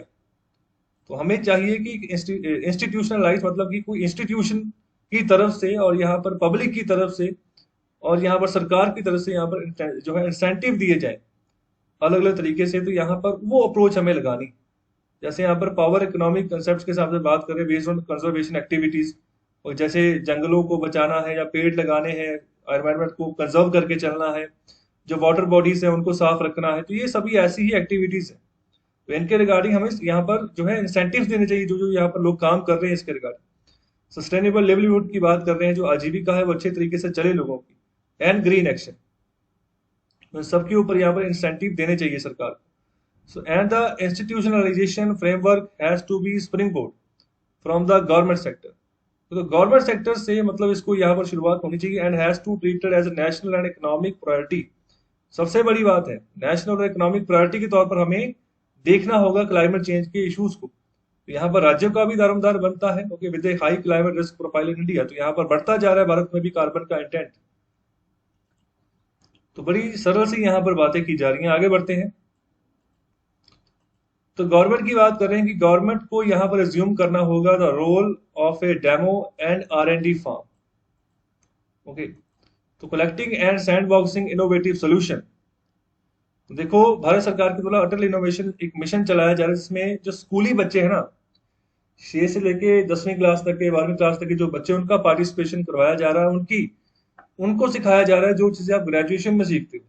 अगर इंजीनियरिंग के रिगार्डिंग बात करो तो उनको पहले से ही यहाँ पर कोई रेंच कैसे पकड़ना है, ओके, और जो है नट बोल्ट उसको कैसे कसना है, कैसे आप सर्किट्स बनाओगे, तो ये उनकी अभी जो क्लासेस हैं 9th-10th वहीं पर सिखाया जा रहा है अटल इनोवेशन मिशन के तहत। तो स्कूल्स के द्वारा ये पार्टिसिपेशन होती है, लैब बनाई जाती है किसी एक जोनल स्कूल में, तो वहां पर बच्चे लैब में आकर सीखते हैं, सभी टूल्स वहां पर होते हैं। तो इस तरीके से यहाँ पर इसी चीजों के ऊपर हमें फोकस करना होगा। तो बच्चों से ही यहाँ पर ना इनोवेटिव सोल्यूशन हम यहाँ पर बना रहे हैं, और उनको यहाँ पर स्केल करना है, बड़े पैमाने पर हमें स्केल करना, मतलब उनकी प्रोडक्शन बढ़ानी है और यहाँ पर दूर दूर तक उसकी अप्रोच हमें फैलानी है, जो भी हमें यहाँ पर अच्छे इनोवेटिव सोल्यूशन अगर मिल रहे हैं अगर, ओके। तो यहाँ पर वही डेमो और यहाँ पर R&D फर्म, तो यहाँ पर इस तरीके की अप्रोच लगाने की बात कर रहे हैं। ऐसा रोल यहाँ पर अदा करने की गवर्नमेंट को यहाँ पर बात की जा रही है। तो यहाँ पर इफेक्टिवली टाइमली यहाँ पर जो है इंटरवेंशन जो है सरकार को अपनी देनी होगी इन एरियाज में। तो यहाँ पर इसका मतलब यही है, it is the time for state governments to bring green innovation and prototyping out of technocratic and private ghettos into the political mainstream. Okay, तो यहाँ पर प्रोटोटाइप के तौर पर यहाँ पर हमें ना यहाँ पर जो है अपने जो आइडियाज उनको आगे डेवलप करना होगा। तो यहाँ पर जो प्राइवेट प्लेयर है उनको भी यहाँ पर आगे आना होगा। ओके, जो पॉलिटिकल मेन स्ट्रीम है उसको भी यहाँ पर जो है बीच में विलय करके हम जो है सबको इकट्ठे जो है आगे बढ़ना है, तभी ये बात बन पाएगी। अकेले कोई अगर एनजीओ के ऊपर छोड़ दोगे तो बात नहीं बनेगी। और आगे बात करें for experimenting with algae to cleaning the toxic rivers. तो यहाँ पर अगर किसी यहाँ पर कोई भी फॉर्मूले का अगर आप इस्तेमाल कर रहे हो, कोई किसी कीड़े का इस्तेमाल कर रहे हो तो यहाँ पर जो जहाँ पर कि काफी नदियों का जो है सीवरेज का पानी जा रहा है, या फिर जो इंडस्ट्रीज का जो खराब पानी है वो नदियों में जा रहा है, अगर उन यहाँ पर रिवर्स को आप ट्रीटमेंट करना चाह रहे हो, तो वहां पर अगर कोई ऐसा केमिकल या फिर ऐसा इंसेक्ट अगर आपको यूज कर रहे हो, तो यहाँ पर ये भी यहाँ पर अच्छी बात है, ऐसा एक्सपेरिमेंट यहाँ पर अगर हम करें तो। दूसरा बात करें harvesting, it has to as the new staple for a bio economy. Okay, तो जब हार्वेस्टिंग करते हैं, जो बाद में जो स्टेपल फूड निकलता है, जो यहाँ पर बची कुची चीज निकलती है, तो वो भी यहाँ पर बायो इकोनॉमी के लिए अच्छी है। तो ज्यादातर उसको क्या होता है, उसको आग लगा दी जाती है, तो वो एयर पोल्यूशन फैला देती है, जो स्टबल बर्निंग हो जाती है। ओके, तो इसको भी सही करें, तो यहाँ पर उसको यहाँ पर भी जो आर्टिफिशियल इंटेलिजेंस है, तो यहाँ पर इसको लगाना होगा, तो यहाँ पर फायदा रहेगा इन एरियाज में। और अच्छे तरीके से जो डिटेल्ड बायोडाइवर्सिटी है, जो इसका हीट मैप जो ना वो तैयार करना है, कि कौन कौन से एरिया में यहाँ पर बायोडाइवर्सिटी ना होने के जो है कारण हीट कहाँ पर बढ़ती जा रही है। इसका बकायदा से मैप बने भारत में, तो अच्छे से आइडेंटिफाई हम कर पाएंगे कि इन एरियाज के ऊपर हम टारगेट करके चलें, और इनके ऊपर जिस तरीके की भी हम एक्टिविटीज करना चाहे, चाहे नदियों को साफ करना है, चाहे पेड़ लगाने हैं, चाहे गर्मी को कम करना, तो हम कर पाए, उनको हम कंजर्व कर पाए। और यहाँ पर बात करें to generating a new market category, तो यहाँ पर एक नई मार्केट मार्केट जो है वो भी डेवलप की जा सकती है, लिवलीहुड की जो आजीविका है लोगों की, उसको लिए यहाँ पर इन सभी यहाँ पर अगर हम काम करते हैं सभी अलग अलग एरियाज में, तो बेस्ड ऑन कंजर्वेशन एक्टिविटीज जैसे हमने अभी बात की। ओके, तो यहाँ पर बहुत सारी कंजर्वेशन एक्टिविटीज, तो उनकी एक मार्केट डेवलप की जा सकती है। और रॉबस्ट कार्बन सिक्वेस्ट्रेशन मार्केट जो है ना, और उसके प्रोडक्ट की यहाँ पर बात करें, तो वो भी हम यहाँ पर डेवलप कर सकते हैं। मेघालय की यहाँ पर बात करें, Meghalaya is rapidly prototyping various new innovations to set up complete road map to conservation and climate action economy. तो मेघालय काफी अच्छा काम कर रहा है, क्लाइमेट एक्शन इकोनॉमी के तौर पे यहाँ पर बढ़ रहा है, काफी आगे बढ़ रहा है, रोड मैप तैयार करके चल रहा है कि कैसे नए इनोवेशन के तहत जो है कंजर्व करे अपने फॉरेस्ट को। और ये जो ब्लूप्रिंट है, इसमें यहाँ पर क्या क्या चीजें हैं, तो इसमें बात करें decentralised ideas of building mini grids by electricity, generating electricity, छोटी छोटी ग्रिड्स बनाए। तो छोटी छोटी ग्रिड्स कैसे बनेगी, जैसे किसी एक एरिया में किसी को बोल दिया कि आप यहाँ पर सोलर पैनल्स लगा लें, तो ठीक है, उसका एक अलग से यहाँ पर इलेक्ट्रिसिटी ग्रिड बन गया। तो यहाँ पर कुछ मील दूर गए तो वहां पर भी ऐसे सोलर पैनल लगा दिया, इलेक्ट्रिसिटी ग्रिड बन गया। किसी ने यहाँ पर विंड टर्बाइन्स लगा ली। तो इस तरीके से यहाँ पर बात करें कि छोटी छोटी इलेक्ट्रिसिटी ग्रिड्स बन गई। ओके, तो out of A orange peels recycling A building premium value chains out of forest produce and creating new sustainable and native agro forestry models. जैसे यहाँ पर बात करें इलेक्ट्रिसिटी जनरेटिंग की, उसके बाद यहाँ पर बात करें कि जो भी आप चीज बना रहे हो, तो यहाँ पर तो यहाँ पर अगर कोई चीज भी अगर ऑरेंज की बात कर रहे हैं, तो उसको पील करते हो तो उसको भी आप रिसाइकिल कर सकते हो, तो दोबारा से एक वैल्यू चेन जो है बना सकते हो। जो भी फॉरेस्ट प्रोड्यूस निकले, जैसे फॉरेस्ट में बहुत सारी चीजें निकलती हैं, तो उनका जो बचा कुचा भी है ना, उसको भी रिसाइकिल करके हम दोबारा यूज कर सकते हैं, तो वो भी कंजर्वेशन एक्टिविटी ही है हमारे सामने। तो यहाँ पर एक नए सस्टेनेबल और यहाँ पर नेटिव एग्रो फॉरेस्ट्री मॉडल जो हमें डेवलप करने होंगे, कि जंगलों में जो भी फॉरेस्ट प्रोड्यूस पाया जा रहा है, अगर वहां पर रहंद खूंद बचती है, तो उसको भी कैसे यूटिलाइज करें। ओके, तो जैसे विदेश में एक यहाँ पर फर्म है, इंडस्ट्री है, तो वो क्या कर रही है कि जो आम आप खाते हो, अभी आम का सीजन भारत में आएगा, आ चुका है लगभग। तो जितने भी तरह के आम खाए जाते हैं, तो ज्यादातर आम बेकार जाते हैं, मतलब कि ऐसे ही जो फेरी वाले होते हैं, तो मतलब खराब हो जाते हैं, बिकते नहीं है जब। तो यहाँ पर बाहर की एक फर्म है, तो वो क्या करती है, इन्हीं आमों को खरीदती है, और यहाँ पर जब आम की जो ऊपर से जो पील करते हैं जब आम को, तो यहाँ पर ना रेशे बने होते हैं, जो ऊपर वाली सतह होती है, जब उसको अंदर से हम देखते हैं, तो वही उसी चीज को यूज करके यहाँ पर बूट बनाए जाते हैं, शूज बनाए जाते हैं। तो वो भी काफी मजबूत, मतलब कि जहां पर चमड़ा यूज करना है ना, वहां पर आम का बना हुआ यहाँ पर जो है चमड़ा बनाया जाता है। ओके, तो बिल्कुल उसको जो प्लास्टिक का सोल होता है उसमें डालकर शूज बनाए जाते हैं। तो इस तरीके से ये भी कंजर्वेशन एक्टिविटीज, तो ये भी हम कर सकते हैं। ओके, तो मतलब चमड़ा अगर लेना है, तो उसके लिए क्या करेंगे, जानवरों को मारेंगे, या फिर मरे हुए जानवरों की जो है जो खाल है उसको उधेड़ेंगे, तो इसकी रिप्लेसमेंट भी हम कर सकते हैं। तो कहने का मतलब ये है, अगर हम यहाँ पर फॉरेस्ट्री मॉडल्स को फॉलो करके चलते हैं। और आगे आखिर में बात कर रहे हैं कि और इनोवेटिव रास्ते हमें यहाँ पर निकालने होंगे लो कार्बन इकोनॉमी बनाने के लिए, कि कार्बन की मात्रा कम हो। और यहाँ पर जैसे कार्बन फार्मिंग मैंडेट की यहाँ पर बात करें, कार्बन फार्मिंग मतलब कि कम से कम कार्बन यहाँ पर यूटिलाइज करनी है। और इसके अलावा लीगल पर्सनहुड की बात कर रहे हैं, मतलब कि जो नेचर है ना, कुदरत है, उसको स्टेटस दो लीगल पर्सनहुड। जैसे हम आम इंसान, तो हमारे अगर यहाँ पर ह्यूमन राइट्स का अगर यहाँ पर हनन हो, तो हम यहाँ पर ह्यूमन राइट्स कोर्ट में जाते हैं। बिल्कुल नेचर को भी आप ह्यूमन राइट्स का स्टेटस दो, और यहाँ पर एक पर्सन का स्टेटस दो, ओके, तो इस तरीके से अगर ट्रीट करोगे तो अगर यहाँ पर नेचर को कोई नुकसान होता है तो कोर्ट में जा सकते हैं, जिसके द्वारा नुकसान किया गया है, चाहे आग लगाई गई है फसलों में, चाहे कुछ भी किया गया है, चाहे यहाँ पर पोल्यूशन ज्यादा या किसी इंडस्ट्री ने मतलब अवहेलना की है किन्हीं नॉर्म्स की, तो यहाँ पर अगर एज ए नेचर को एक पर्सनहुड के तौर पर मानेंगे तो यहाँ पर केस फाइल हो सकता है। ये बहुत इंपॉर्टेंट बात है अभी। और भी इनोवेटिंग टूल्स की यहाँ पर बात करिए, क्लाइमेट फाइनेंस होगी, तो यहाँ पर क्लाइमेट के रिगार्डिंग फाइनेंस इकट्ठा करें, यहाँ पर उसके रिगार्डिंग टूल्स अपनाने की बात कर रहे हैं। So these are haunt to bring nature into rubric of economic conception. तो यहाँ पर सब चीजों को इकट्ठे करना होगा, एक लय में यहाँ पर जोड़ना होगा जो नेचर के फायदे में होगा। The market place for climate solutions is already worth over $1 trillion. यहाँ पर क्लाइमेट सॉल्यूशंस के रिगार्डिंग की बात करें कि इसकी मार्केट $1 ट्रिलियन से ज्यादा की ऑलरेडी है। तो यहाँ पर आगे बात करें, investment is expected to increase to $23 trillion in emerging market 2030। तो $23 ट्रिलियन तक की मार्केट बनने की संभावना बताई जा रही 2030 तक, अगर यहाँ पर इनोवेटिव टूल की हम बात करें जिससे नेचर को बचा सके। सो टेक फुल एडवांटेज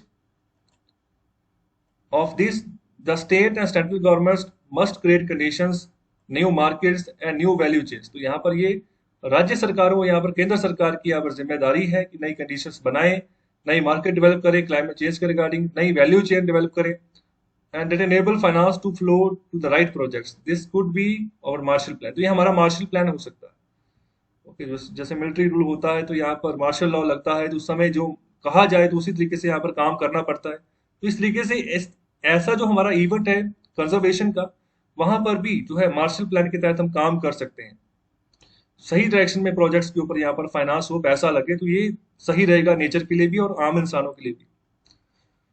और अभी बात करते हैं आज के इकोनॉमिक कंसेप्ट की। तो आज का जो टॉपिक है वो है फिस्कल न्यूट्रलिटी।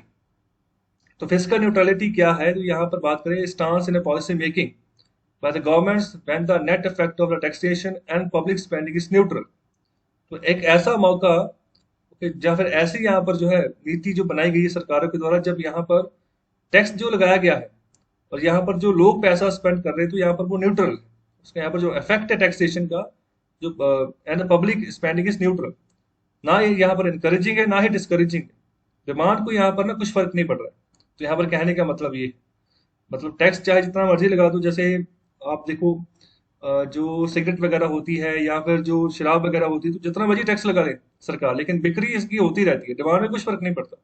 तो ऐसी सिचुएशन, टैक्सेशन का और पब्लिक स्पेंडिंग का मतलब दोनों न्यूट्रल है। जितना मर्जी टैक्स आप बढ़ा दो, चाहे आप अगर एक बोतल जो है 100 रुपए की दारू की, तो अगर उसको आप 200 रुपए भी कर दो, 300 रुपए भी कर दो, लोग यहाँ पर आएंगे लेने। ओके, तो ये ऐसी सिचुएशन, कुछ कमोडिटीज के मायने में ऐसी सिचुएशन देखने को मिलती है, डिमांड डिस्करेज नहीं होती है, तो यहाँ पर इसको बोलते हैं फिस्कल न्यूट्रलिटी।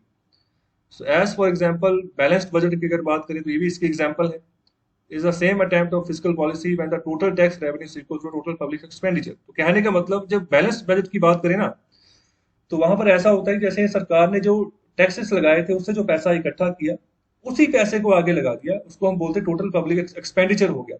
इसको बोलेंगे कि बैलेंस्ड बजट है, मतलब कि कोई बाहर से उधार नहीं लिया जिसकी हमने कोई ब्याज की किस्तें देनी है। ओके, तो ऐसा कुछ नहीं किया, जो पैसा आया उसी को लगाया।